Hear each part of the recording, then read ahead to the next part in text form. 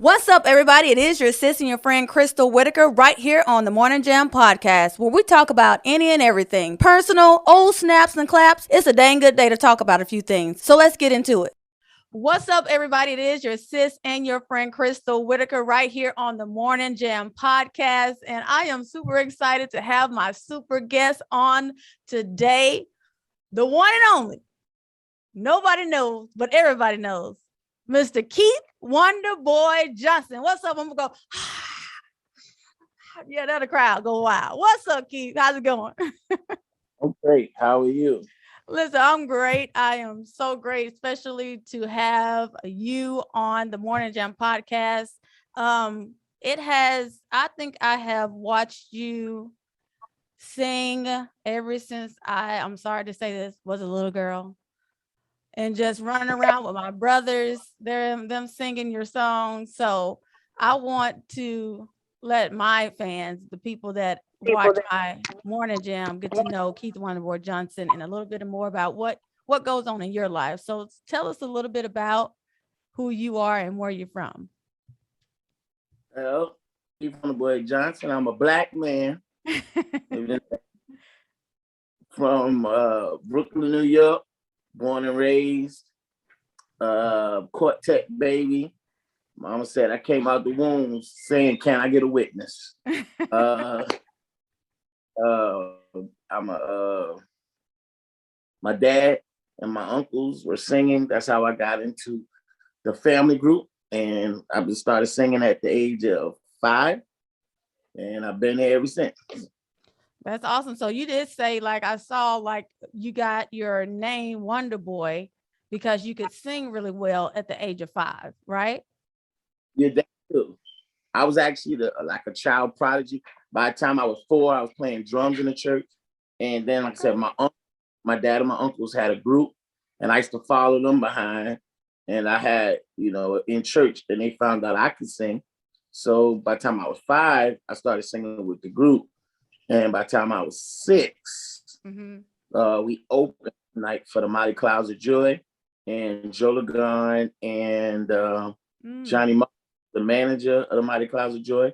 They heard me sing, and they got with my dad and said, "We got to get him. He got to be different." Because during that time, it was real popular for a little boy to be with a quartet group, and they would call him Little and whatever their first name would be.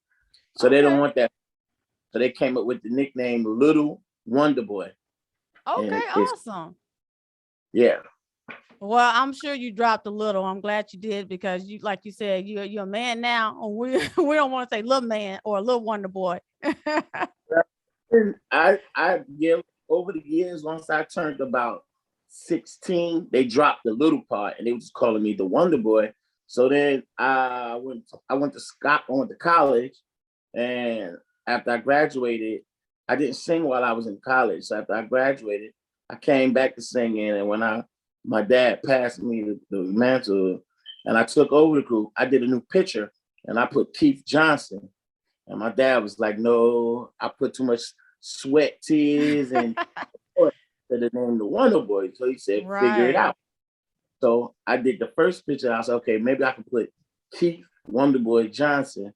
And eventually people will learn my name, Keith Johnson, and I can just drop the Wonderboy, but it ain't worked so far. So Keith Lamar didn't work either. Keith Lamar, that didn't work.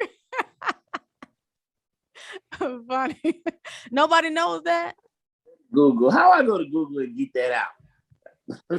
Listen, people gonna find it out anyway, whether you say it on here or not.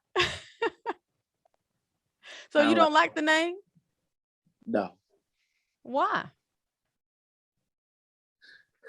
I don't like it. Okay, I got you. You ain't got to go into it. So let's talk about, like, you did say that you didn't sing in college. So was it something that you didn't want to do because you wanted to play basketball? Was that what it was? Yeah, I was like, really, I was expanding in life, and I was more so concentrating on basketball at first. And then after I decided to stop playing basketball, Then I was more so looking at like a lot of my friends who I grew Right. up with.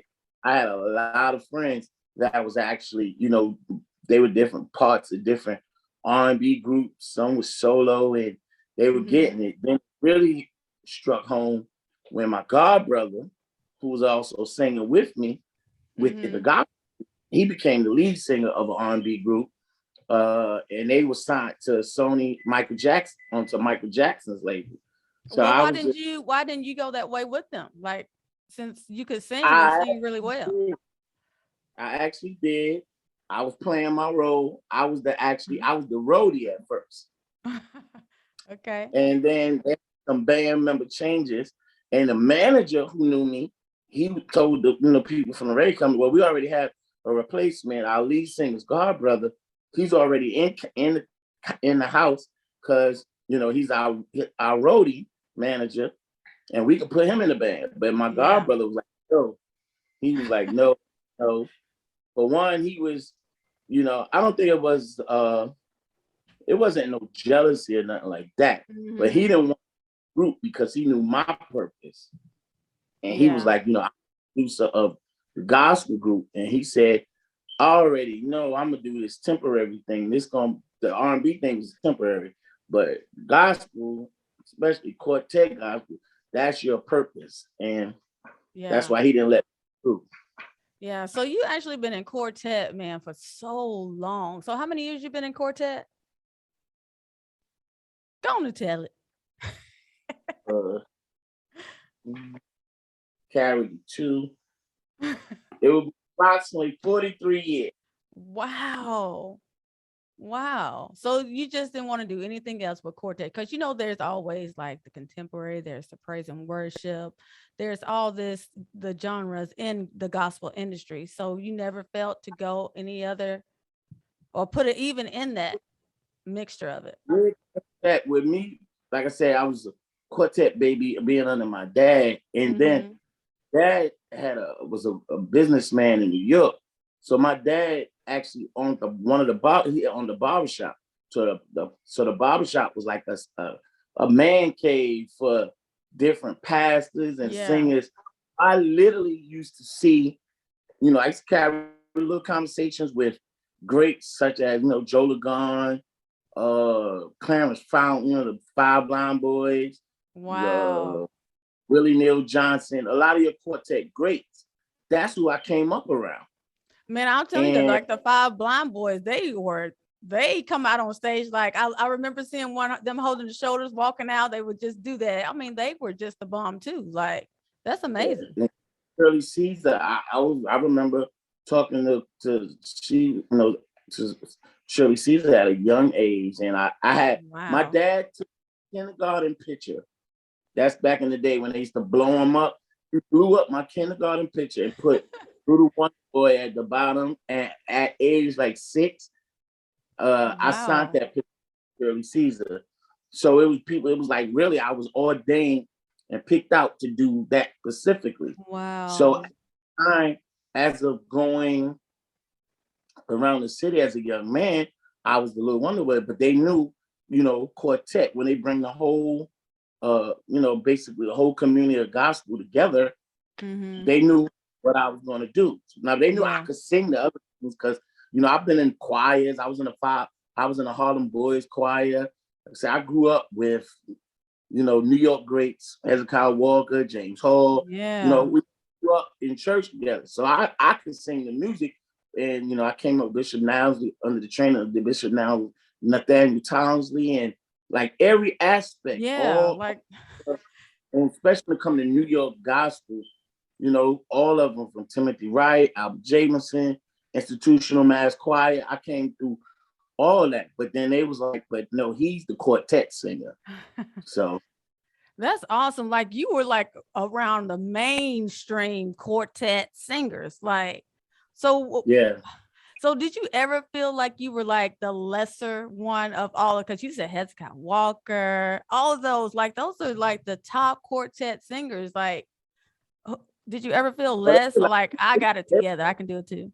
It was really like basically representing, to a certain point, representing New York you know, Oh, the got you. gospel. So it was just, yeah, sometimes I felt like that. But so when in 98, when my first single came out, Mm-hmm. you know, I was embraced from you know, Pastor Timothy Wright, Bishop Albert Jameson at the GMWA, Mm-hmm. uh, Mr. Clean, Mr. Clean White, Institutional, Bishop Williams. So it was like everybody that Yeah. had somewhat, you know, had a foot in the door already. It was just like, okay, that's just another, you know, New Yorker that's coming together. So like that's Mm-hmm. why I say Right. they Godfather, because like when Pastor Timothy Wright used to do his recordings, he used to bring all of us together in Wow. you know, under one roof. So I was blessed that the song that I did, he picked that to be the single, and to, you know, to hear that song still being sung in churches all across America, you know, Right. for the rest I serve them. That's me, you know, leading the song. So, you know, I'm just, you know, blessed and thankful to be one of the ones. And, you know, I just try to represent New York best as I can. Well, I definitely think that you're represented very well, Keith, because I know for a matter of fact that my brothers and I'm number 11 out of 12 siblings, and we grew up in a family of singing both on my mom and my dad's side. But it was Keith Wonderboy Johnson, Hezekiah Walker, Fred Hammond, all those CC Winans, Yolanda Adams, Shirley Caesar, we listened to you guys, and it was like a training for us because we learned how to sing from the Little Mermaid song. And when my parents found that out, it was more like, oh, y'all can sing. So you guys are going to listen to all these singers. And that's where they planted us first in quartet singing, because it was like, okay, we got it. That's a drive. So we can do that. So, you know, that was the plant, the foundation of quartet singing in our family. So, yeah. A lot of, you know, people who I know that have gone to do some great things, but their Absolutely. Yeah. initial training started with quartet. There's a long list, long list. That is so I mean, true. over, you know, the just off the top of my head, a young man that I knew from North Carolina, he was, you know, raised up in quartet. He with Bruno Mars now, Oh, but wow. he started in quartet. Same young man, another young man I know, he's the assistant music director for Babyface. Started in quartet. One of my Wow. childhood friends was also around. But I tell you, I started at 5, and we used to Mm-hmm. have like little local competitions between each other. So me and his family, we literally grew up together. You know, right now That's he's cool. he's the musical director for everything under the New Edition umbrella. So Oh, any group, cool. but he started in quartet. And quartet. Yeah, That's crazy. Because you know, a lot of the singers start in the gospel industry, but they tend to go to R&B, rap, you know, all of that genre. So what do you think about the gospel industry collabing with different artists? Because we know it's been going on for quite some time with Kirk Franklin. He's collabed with so many different artists. But what do you think about today? There's Tasha Cobb, she collabed with, I want to say, Cardi B. Nicki yeah. Minaj. That's was Nicki Minaj. I want them to just kind of remind me of each other, but Nicki Minaj. So, what do you think about that? I think it's great. And one thing about it, that's the teaching of my dad and being under Joe Lagan and all of that. They call themselves universal singers, universal Okay. gospel singers. I mean, they can go anywhere. So the same way, it didn't shock me, you know, uh, like when Snoop Dogg collaborated with Yeah. the late great Rance Allen. Some used to argue, but I knew Rance Allen was like my gospel industry grandfather. And later on, we became like really, well, I became like an adopted son to him. Man, I But love me like some Rance my, Allen. my mentor, I had a cousin, my mentor who was my cousin, who basically from a little boy, you know, was training me on how to sing. Those were Mm-hmm. his favorite. His favorite two words, Pastor Timothy Wright and Rance Allen. So for me to live, live on to become personal and close to both of them, it was, so my training was you get in there, you do what you know how to do, and you kind of maneuver. So I believe it's great. So, I've done a few things, and that might be I did a rap song with Canton Jones. I did my best. I rap, but my best to do my part. I'm far from rapping. Yeah. So they call it spitting. I may spit right on you. I said one of my mentors, Joe Lagarn. Joe Lagarn can sing with anybody. So I just try to do the best I can. So is there anybody else that's like in the R&B secular like that who you would collab with? Oh, I collab with anybody. So I was supposed to somebody else, my little brother, Reverend Tim Rogers, he beat me to the punch. But one of my favorite singers right now is Calvin Richardson. And we did a play. We did a Black Theater production. So we toured together for about 6 months. So he was like, stay telling me that, I want to do a song with you. And I was like, man, you serious? And he like, I'm so serious. So, you never know. We still could do it. But, I always think of like some of my favorite singers is like Charlie Wilson. Yes, mine too. I found out he used to sing with a quartet group in Oklahoma. That man can sing. I know his brother, Bob Bester, so he just passed away. His brother was a pastor, so church, church. Yeah. I found, I do history researches, and found out that all the lead singers from the Temptations, every last one of them sung with a quartet. So that's where I get that soul from. So, it's mainly that soul that's from that gospel, because when you really get into the gospel quartet, there's really a lot of soul in it. It's really all of the dancing and all of that. So I know we've seen a little bit at the Spinning Wars with you on stage. Well, I try to do my best because I really didn't act. I didn't know that it was more so. I just try to be different. So, but I love to collaborate. They was very generous towards rap gospel, and we all need the support. So I was really excited. I was blessed. My first, there was some people I was learning about. I didn't, I wasn't aware, but I am now.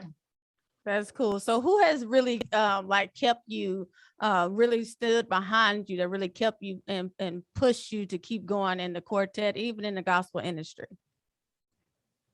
For sure, my parents and my sister.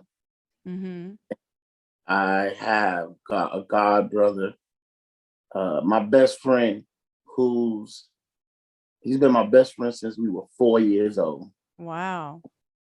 And we went to every year school together.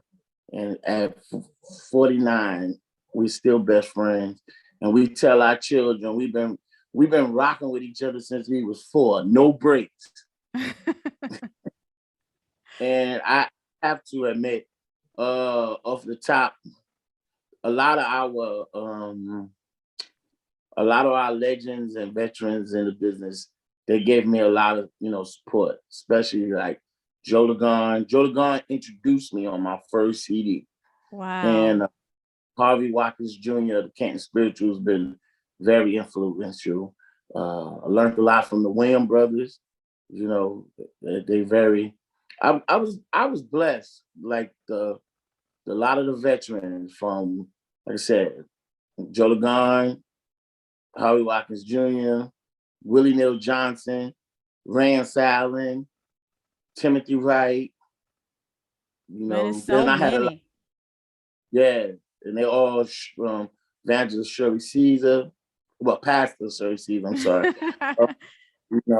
I've really been blessed. I can't complain at all. Yeah, you have been blessed. Pastor Luther Barnes, you know, Yes. nor I really can see that like all of them took time out and planted these, these little nuggets. And a lot of, I come from my dad, a lot of pastors like really took time with me.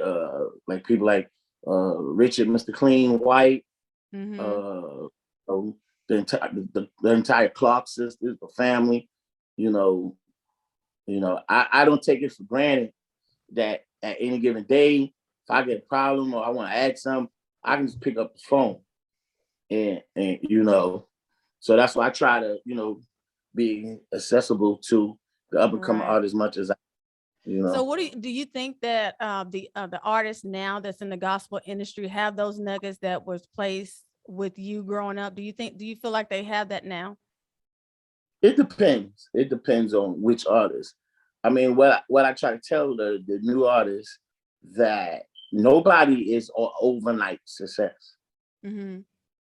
Saying if you really look when especially when it comes to gospel, when you one thing I used to love to watch unsung because it's about Yes. history, music Yes. history, and one thing they would show like if they show an artist, they'll show what other artists came through that artist. Right. Yeah. So like That's if true. you get the whole spectrum of gospel, it's really nobody too tough that just came out of nowhere.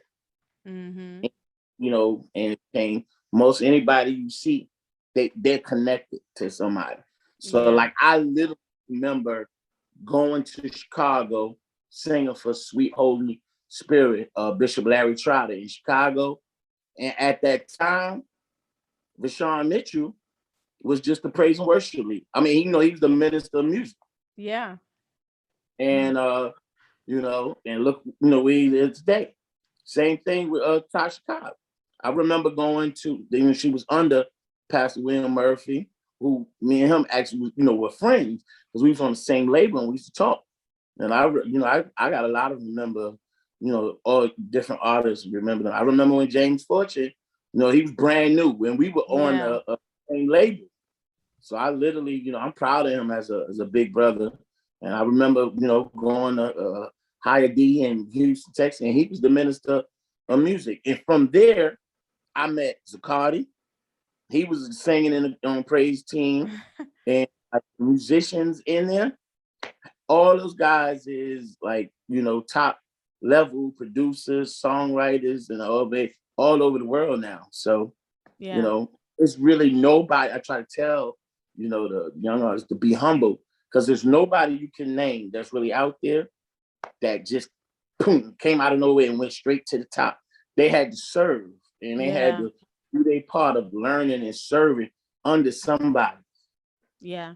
I think a lot of artists look at what they see automatically, but they don't see the process of what, each singer goes through. It is a process. It is a wait time. Like for me, even in business, like you just can't rush and just think that your business is going to shoot off automatically. It's a process. It comes from the ground up. So you have to work your way and don't get weary in well doing. Don't ever stop. Just keep pushing it. Sometimes it feel like that we should lay the mic down, like say I'm done. But and when that feeling of singing, it's just something about when you sing and that feeling comes up on and you're in the midst of a whole bunch of people and they're feeling what you feeling and they're just in that presence. It's a great thing. So what has been or even a place where you have been where that feeling that you've connected with the audience, God has connected with you and it's going amazing. Where was that for you? Well, I went through some different trials and tribulations. That's why I thank God Mm-hmm. for I wouldn't trade mine because to me he's like my Michael Jordan. I give a lot of kudos Yeah. to Harvey Walkers Jr. from the Canton Spirituals because I would say like in the NBA, how many guys had they poster had Michael Jordan on the wall imitating him, but how many of them actually got a chance to meet Michael Right. Jordan, be friends with him, and he, share nuggets. So Mm. I can say that about, when I say, Harvey Walkers Jr. because, I went from a fan to like he went to my mentor, and then we became friends, you know. So he helped me with a lot. Joe Lagon helped me with a lot. Rand Sally helped me with a lot. Cause my story, I went through it all. I was hungry. So I know what it is. I got rejected. Now this was back in the day when we had a plentiful of record labels. I got rejected by every major record label. Wow. And look how God turned it around. I started my career with an independent with Kerry Douglas, which now he's known as a mogul in the industry. But we started out together as, you know, independent artists and an independent label. Then in my career, the Lord blessed me. The majority of every record label to reject me, I worked with them. Wow. I worked with them. You know, that's crazy. I just want to make the Lord laugh. Tell him your plans, and then he'll execute his. Right. So I love when God's plan for me, it execute and it delivers, because I know when I say, God, you know, I can't do this without you, but I know if I trust in your plan, it's gonna work, and it works really well. So even moving to Atlanta from Arkansas, where Tim Rogers is from, Osceola. So I know when his plan, when it goes through and you're working it and trusting and believing in things, I know that it works. And the favor, people say favor ain't fair, but favor is fair, to the, you know, to the ones that believe and just really work hard and just, I'm telling you, like, favor is for everybody. They just have to put in the work. There you go. Yeah. There's Yeah. always, like I said, to me, God has a sense of humor, because you never know. Because that's how look how funny the Lord is.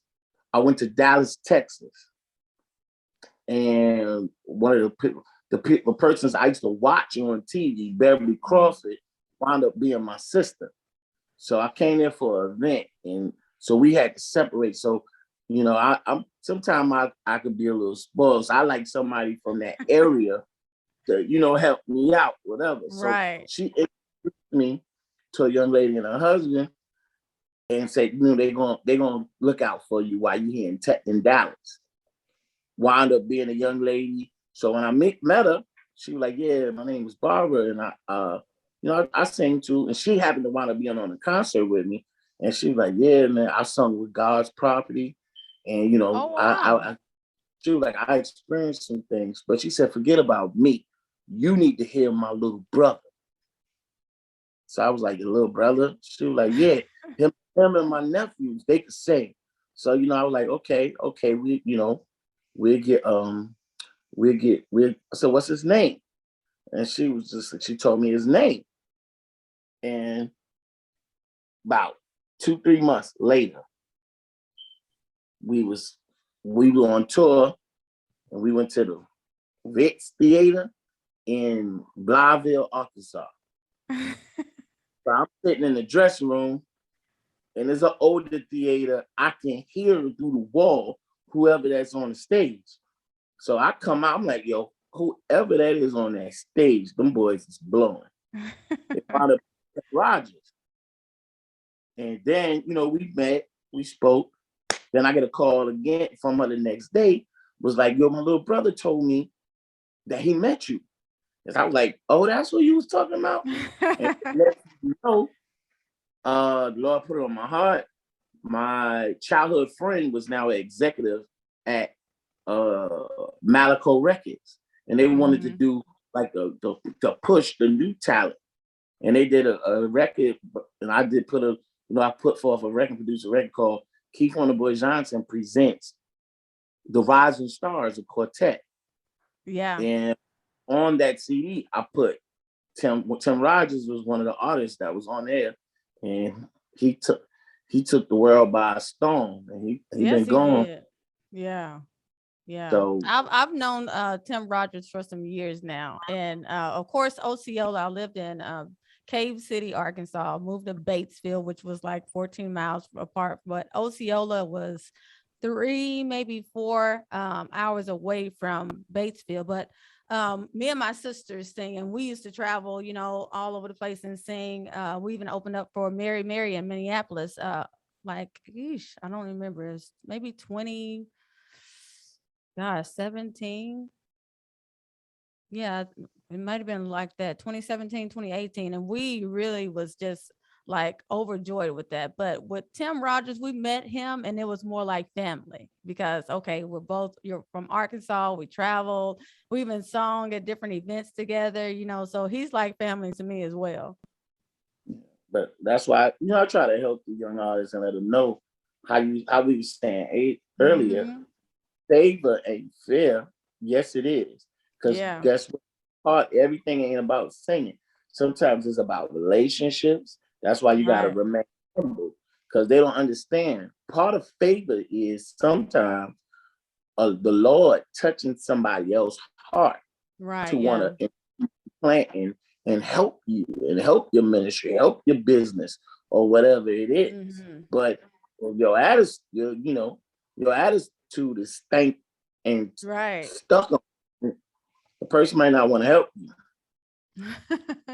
Exactly. So let's talk more about Keith Wonderboy Johnson, because I know, and I when I got that you was going to do the interview, I was like, man, I got to ask Keith this question. I know if you don't answer, it'd be all right, but we're going to talk about it anyway. So you've been in Quartet for so long. And like I told you plenty of times that me and my sisters have traveled different places and Quartet, you know, praise and worship as well. So is it true what they say about the Quartet?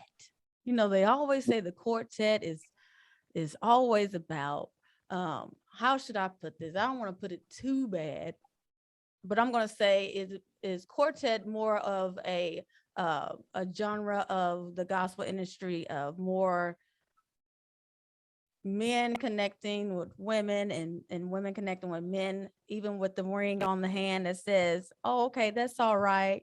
We can, even with the ring, we can still hook up and just do our thing and go our separate ways. You know what I'm saying? Well, I put it this way. Every genre has a stereotype and a reputation. But that don't mean was the word I was looking for, reputation. That's it. Yeah, Thank you. everybody, not everybody, you know, just same way you say, you know, the choirs got a certain reputation. Contemporary artists got a set, you know, certain reputation. Everybody is not the same. So, you know, like even when I first came out, you know, I did my own publicist. I was my own publicist because I actually have a degree in business and marketing. So I was my own publicist and I wanted a different stereotypes. So I was like, it's a new day. It's a new generation. And, you know, hey, I know some people when they think of Quartet, they thought, you know, a yellow, a lime green, or a yellow, or right. So I didn't wear suits for a long time. They thought, you know, hey, they thought I was. No, I had bald head. So, you know, everybody is like that. So what I try to do is to, just like any other genre, that show is a difference and it's positive, you know, in everything we do. That's cool. That's good. I'm glad you kind of smoothed that over. Thank you. Literally, I've heard it a lot. If I could get $1 for every person that came up to me was like, you know what, I don't like Quartet. But you'll be a rich man. So, you know, I tell them, you know, it's just like any other genre. You got some good ones and you got some bad ones. That's true. That is so true. Hey, look at R. Kelly. Oh gosh. There we go. We'll do it this way.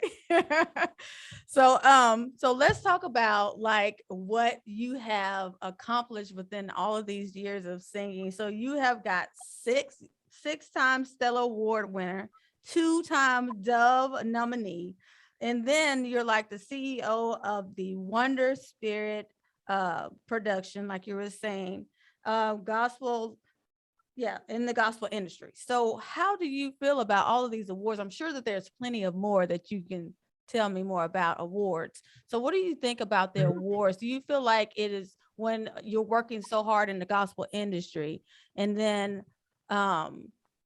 someone finally recognize you with an award and say, man, finally I'm being recognized of all the hard work that I've put in. Has that been a time for you on that? Yes, well, I always try to tell them I'm living proof that if you just hold on and be patient, that's the key word, being patient, Yeah. that things do come true. So I know what it is, to be on both sides, you Mm-hmm. know, with Yeah. quote unquote successful and understand and in the process of waiting. So Mm-hmm. I know what it is too. I have friends.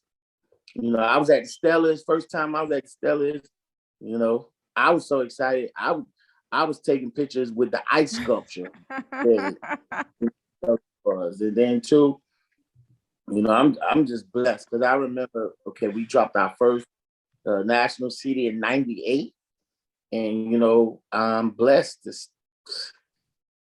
23 years later to still be doing it and relevant. Mm-hmm. There's a lot of artists that started out with me. They're not even, you know, singing anymore or whatsoever. So Mm-hmm.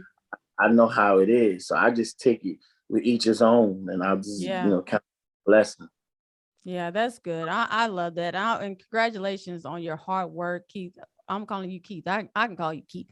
Um, congratulations on all that you have done, what you're about to do, the things that you've helped so many young singers, artists, independent artists, even in the the R&B consecutive, all that. So, what would you say to and I asked all of my interviews this, what would you say to someone that's trying to reach where you are now, and um the process of continuing to stay in it and never giving up? Well, first you have to know your call to do Mm-hmm. this. You have to know every day is not going to be sunny, and you got to Mm-hmm. know what you'll be in. You know what I'm saying? Called to do. So you have to realize there's only one Kirk Franklin. Everybody can't be an international, national Yeah. star, quote unquote. Your assignment might be this region, or your assignment might be to be in your city, and that's your assignment to be to serve under a certain pastor or whatever. So everybody's assignment is not the same. Right. Yeah. Yeah, that's good. That's good. So what's next for you in the singing? What's next for you? Well, I have a CD coming out. We just dropped a single that's impacting radio right now as we speak. The single is called "It Was You."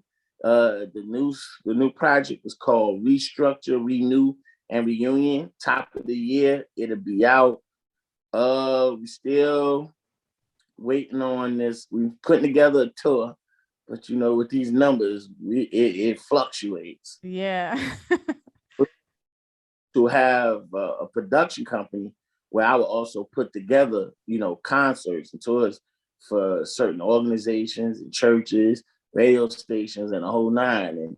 And I was blessed. Some of the clients I represent, was Keith Wonderboy Johnson, of course.